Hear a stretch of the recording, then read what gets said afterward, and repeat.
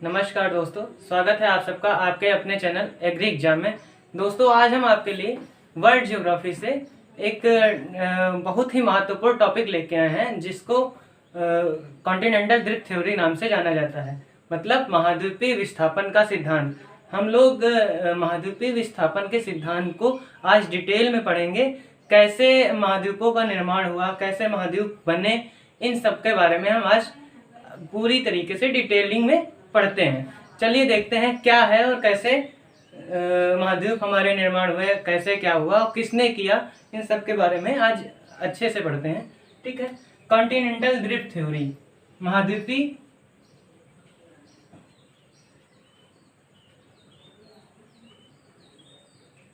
विस्थापन का सिद्धांत। दोस्तों, एक वैज्ञानिक थे जर्मनी के, जिनका नाम था अल्फ्रेड वेगनर। ये एक्चुअली क्या थे, ये जलवायु विज्ञान के ज्ञाता थे और ये जलवायु पे अपनी रिसर्च करना चाहते थे कि बदलती हुई जलवायु कैसे प्रभावी है और कैसे ऐसे जलवायु बदलती है, क्या है सीन इन जलवायु के बदलने का, इसके बारे में ये रिसर्च करना चाहते थे। तो इन्होंने क्या किया कि इन्होंने क्या सोचा कि चलिए ठीक है, हम अपने पूरे विश्व में घूमते हैं और डिफरेंट डिफरेंट जलवायु वाले क्षेत्रों में, प्रदेशों में जाते हैं, जहाँ पे हमें इन सब चीज़ों की बारे में पूर्णतः नॉलेज होगी। जलवायु विज्ञान थे, क्या नाम था इनका, अल्फ्रेड वेगनर।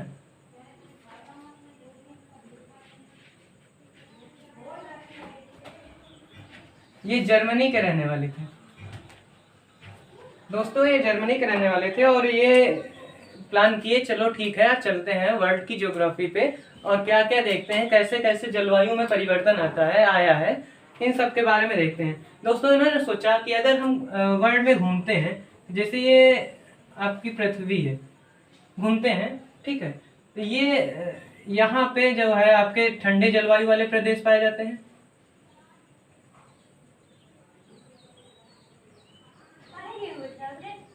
ठीक है, यहाँ पे ठंडे जलवायु वाले प्रदेश पाए जाते हैं।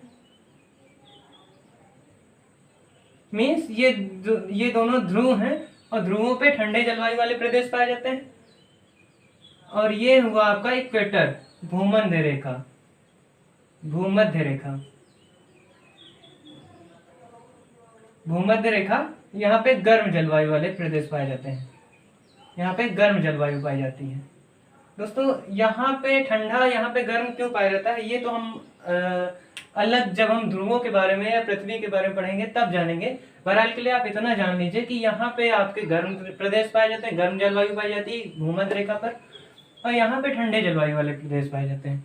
तो इन्होंने सोचा कि भाई जहाँ पे ठंडे जलवायु वाले प्रदेश होंगे, मतलब जहाँ पे ग्लेशियर होगा, यहाँ पे एक्चुअली क्या ग्लेशियर होता है, जहाँ पे ग्लेशियर होगा वहाँ पे ठंडे जलवायु वाले प्रदेश पाए जाएंगे।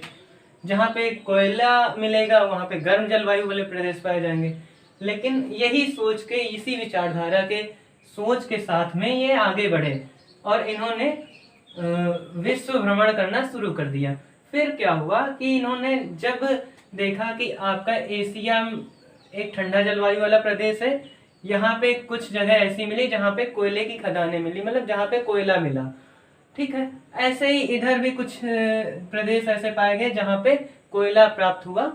ठीक है, तो ये सब ठंडे जलवायु वाले प्रदेश हैं, यहाँ पे कोयला प्राप्त हुआ। तो इन्होंने सोचा यार यहाँ पे ऐसा क्या हो सकता है कि यहाँ पे कोयला कैसे आया।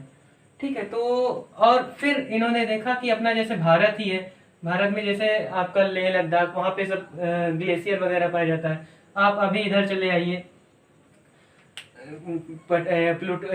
इसको क्या बोलते हैं, छत्तीसगढ़ झारखंड साइड में, वहाँ पे कोयला ज़्यादा पाया जाता है।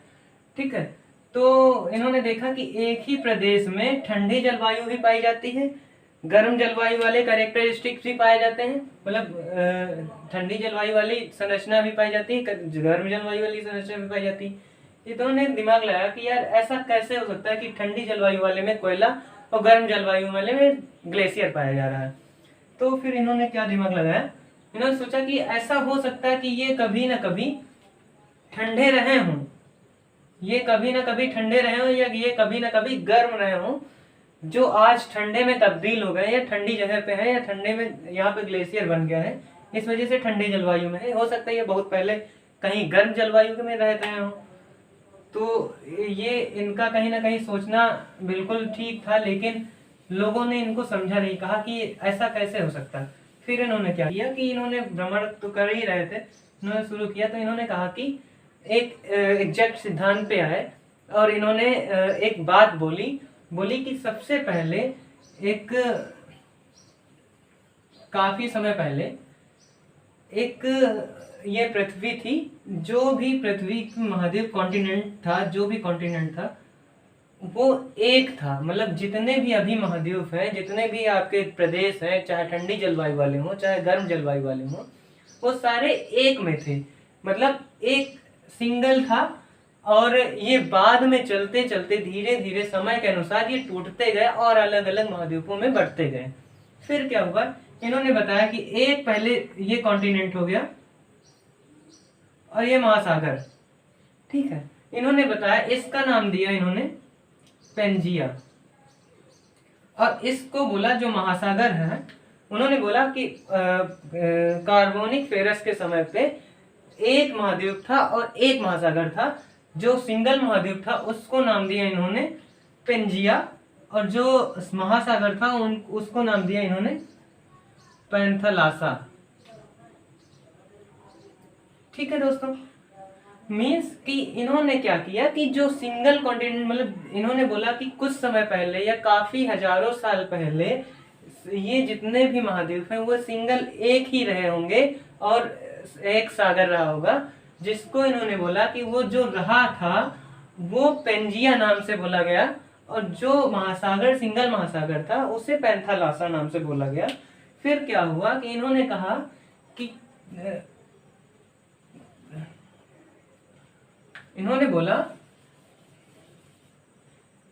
कि समय के अनुसार ताप दाब और जलवायु परिवर्तन के कारण कुछ फोर्सेस भी बताए, जिनके कारण इन्होंने बोला कि इस कॉन्टिनेंट में टूट फूट हुई, और टूट फूट होने के कारण ये दो अलग अलग पार्टों में डिवाइड हो गए, दो अलग अलग भाग में डिवाइड हो गए। ये हम महाद्वीपों की बात कर रहे हैं, ठीक है। इन्होंने बोला कि ये एक कार्बोनिक फेरस के काल के समय, कार्बोनिक फेरस के समय, यहाँ पे लिख लीजिए, ये पूछा भी जाता है कार्बोनिक फेरस, ठीक। कार्बोनिक फेरस के समय ये सारे महाद्वीप एक थे, और जिसका नाम पेंजिया रखा, और एक महासागर था जिसका नाम पैंथालासा रखा, ठीक है। समय आते समय बीतते समय आगे चल के ये दो भागों में डिवाइड हुए। दो भागों में डिवाइड होने का मतलब फिर क्या हुआ कि एक भाग जो है उत्तर की ओर बढ़ना शुरू हुआ और एक भाग जो है दक्षिण की ओर बढ़ना शुरू हुआ, ठीक है। मतलब इन दोनों में एक गति नजर आई इनको। इन्होंने बोला कि ये आपस में एक दूसरे के दूर जा रहे हैं, गति कर रहे हैं, और इन्होंने इसको नाम दिया अंगारलैंड।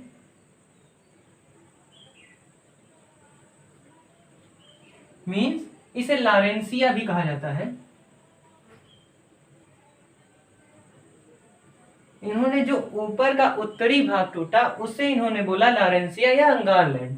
जो नीचे का दक्षिणी भाग टूटा, जो दक्षिणी भाग था, उसको इन्होंने बोला गोंडवाना लैंड।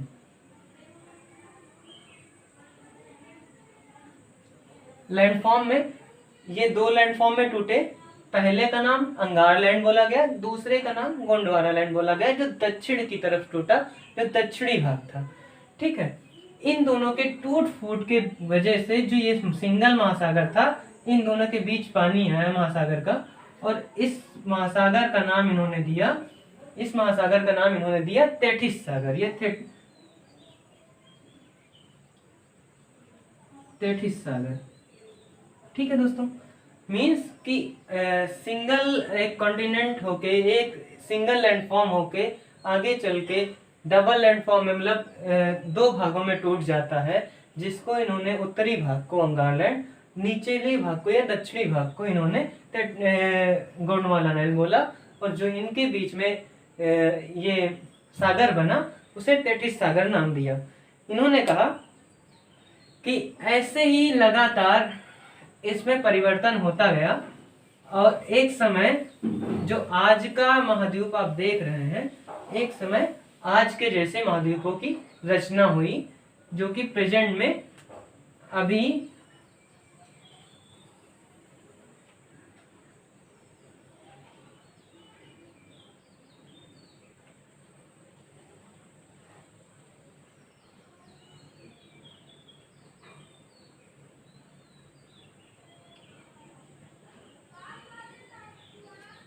ऐसे कुछ महाद्वीपों की आपस में टूट फूट हुई।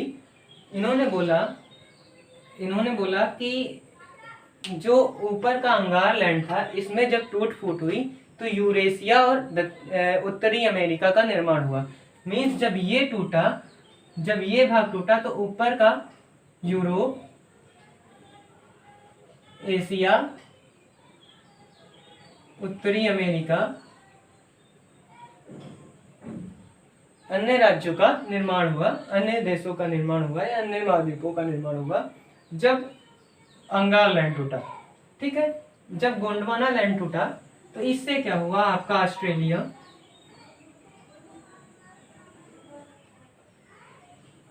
ऑस्ट्रेलिया, प्रायद्वीपीय भारत,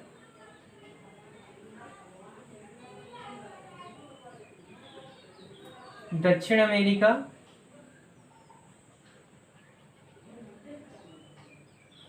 दक्षिण अफ्रीका आदि का निर्माण हुआ। मीन्स इन्होंने बोला जो अंगार लैंड टूटा उससे आपका उत्तर अमेरिका ये ऊपर की तरफ बढ़ा, उत्तर अमेरिका यूरोप और एशिया में बदला। जो गोंडवाना लैंड टूटा ऑस्ट्रेलिया, प्रायद्वीपीय भारत, दक्षिण अमेरिका, दक्षिण अफ्रीका के थ्रू में बदला। मीन्स इनका कहने का मतलब ये था कि अब हम लोग याद रखेंगे कि अपना प्रायद्वीपीय भारत किस भाग से टूट के बना, गोंडवाना लैंड से बना। ठीक है, फिर क्या होता है, इनसे पूछा गया कि ठीक है आपने जो बोला सही है, और इन्होंने बोला ये आज भी एक दूसरे से दूर जा रहे हैं या एक दूसरे से मतलब इनमें आज भी गति है और एक कुछ चीजों में आज भी देखा जाता है। फिर इनसे बोला गया ठीक है आप जो बोल रहे हैं हमने सही मान लिया, सब लोगों ने बोला कि हाँ ठीक है मान लिया, लेकिन इसका प्रमाण क्या है? आप कैसे कह सकते हैं कि ये चीजें पहले रही या ऐसे थी, कैसे ऐसा हुआ? तो इन्होंने पूछा कि मतलब इनसे पूछा गया कि ये जो टूट फूट हुई इसका क्या कारण, मतलब किस कारण से टूट फूट हुई। ठीक है, तो इनके पास कोई विशेष जवाब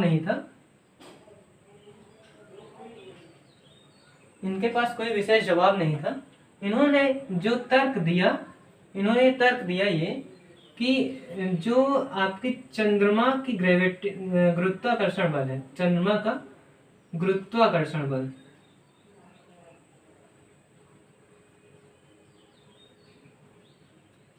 ठीक है, चंद्रमा का गुरुत्वाकर्षण बल, ज्वारीय बल, इन्होंने ऐसी मतलब इन सब बलों को बोला कि इनके कारण मतलब इन दोनों के कारण या एक दो और भी बोले इन्होंने, जिसमें से आपका महत्वपूर्ण ये बोला जाएगा कि चंद्रमा के गुरुत्वाकर्षण बल, मतलब मेन कारण इन्होंने ये बोला कि चंद्रमा के गुरुत्वाकर्षण बल के कारण इसमें टूट फूट हुई, जो कि एक तरीके से सोचा जाए, एक नॉर्मली तरीके से, कि चंद्रमा का गुरुत्वाकर्षण बल इतना नहीं है कि किस पृथ्वी के कॉन्टिनेंट को एक दूसरे में तोड़ कर सके। इन्होंने एग्जैक्ट नहीं दे पाए, एग्जैक्ट मतलब ये क्यों हो रहा है, टूट फूट क्यों हुई, ये एग्जैक्ट नहीं बता पाए। लेकिन इनके सिद्धांत में कुछ कहीं ना कहीं तक सच्चाई ही ये है कि जैसे कि आप देख रहे हैं, आप दक्षिण अमेरिका और अफ्रीका जब आप देखेंगे तो इनका ये पार्ट और इसका ये पार्ट एक दूसरे से मैच करता है, मतलब एक सांचे जैसा काम करता है। आप कई कॉन्टिनेंट देखेंगे जो एक दूसरे से सांचे जैसा काम करते हैं, इसको बोला गया जिग्सा फिट।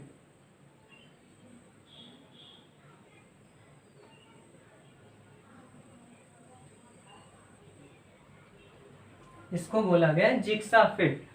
ये मतलब आपस में देखा गया कि दक्षिण अफ्रीका और दक्षिण अमेरिका का ये जो ये भाग है ये एक दूसरे के मेल में है। यहाँ तक कि कुछ चीजें और भी देखी गई, जैसे दक्षिण अमेरिका में रॉकीज एंड एंडीज की पर्वत श्रृंखलाएं पाई गई, ठीक है, कुछ हिमालय की श्रृंखलाएं पाई गई, और यहाँ पे जो खदानें मिली लगभग ऐसी सेम खदानें यहाँ पे भी मिली, जिनकी वजह से ये कहा जा सकता था कि हाँ वेगनर साहब सही हैं। और आज भी कॉन्टिनेंट में आपको गति देखने को मिलती है। आज भी भारत जो है ऊपर की ओर, ऑस्ट्रेलिया उत्तर की ओर और बढ़ रहा है। बाकी हिंद महासागर, प्रायद्वीपीय ये प्रशांत महासागर का विस्तार हो रहा है। इससे ये कंफर्म होता है कि हाँ कहीं ना कहीं गति है और कहीं ना कहीं वेगनर साहब सही हैं। बस उन्होंने एग्जैक्ट रीजन नहीं दे पाए, वो एग्जैक्ट रीजन नहीं दे पाए कि किस कारण से हुआ। उन्होंने जो माना वो यही माना कि इस कारण से हुआ होगा, ठीक है। इसके बाद जो है आपका जो प्रेजेंट का महाद्वीप है वो आज का महाद्वीप इसी के कारण दिखता है कि आज भी उसमें अभी भी उसमें गतियां चल रही हैं, मतलब अभी भी प्लेटें खिसक रही हैं एक दूसरे से, कुछ दूर जा रहे हैं कुछ नज़दीक आ रही हैं, जिससे कि कंफर्म होता कि हाँ वेगनर साहब सही थे। इसके बाद कुछ चीज़ें हुई बाद में, ये 1920 के आसपास की कहानी है। इसमें 1960-1965 के रेंज में, 1960-1965 के आसपास इसी को अपडेट करते हुए एक और सिद्धांत दिया गया, प्लेट विवर्तनिकी सिद्धांत।